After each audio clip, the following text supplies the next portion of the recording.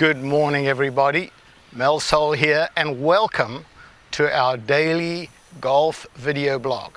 And today is Thursday, the 19th of October 2017. And on Thursdays, we do Technical Thursdays, technique that can help your golf game. Today, I want to talk about the relationship between your grip and the club face.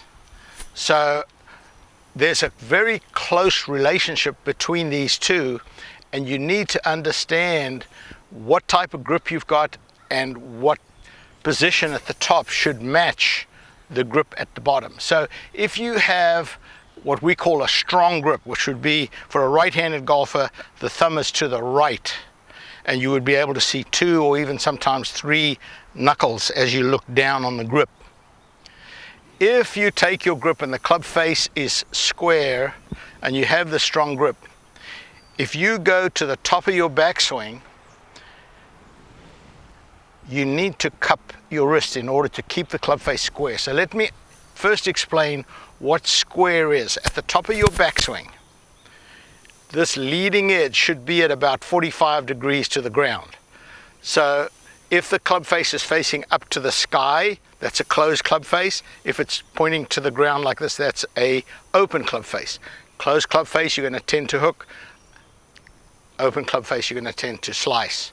So a student of mine, Melissa Holler, sent me a video, and she wanted me to look at her swing. She couldn't understand why she was hooking the ball so violently.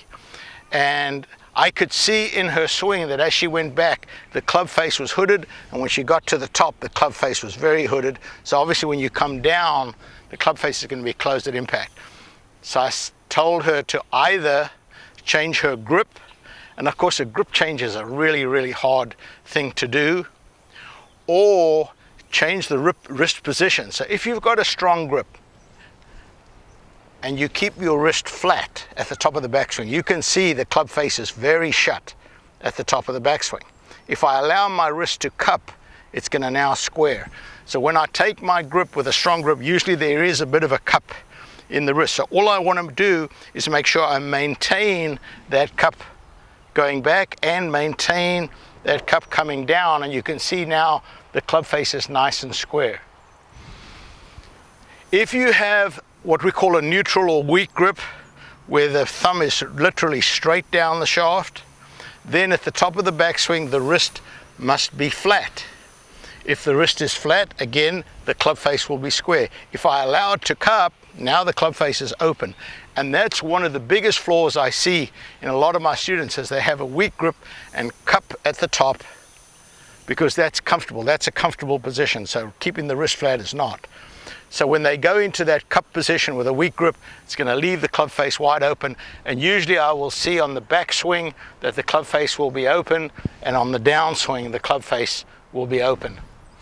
So pay attention and get someone, because it's difficult for you to see when you get to the top of the backswing where the club face is.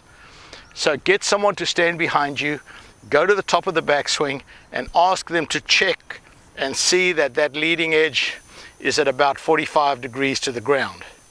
If not, make a change either to your grip. Melissa Holler decided to weaken her grip, and she played very well after that. If you don't want to change your grip, pay attention to the position at the top. If you understand those two things, you could change a lot in your game.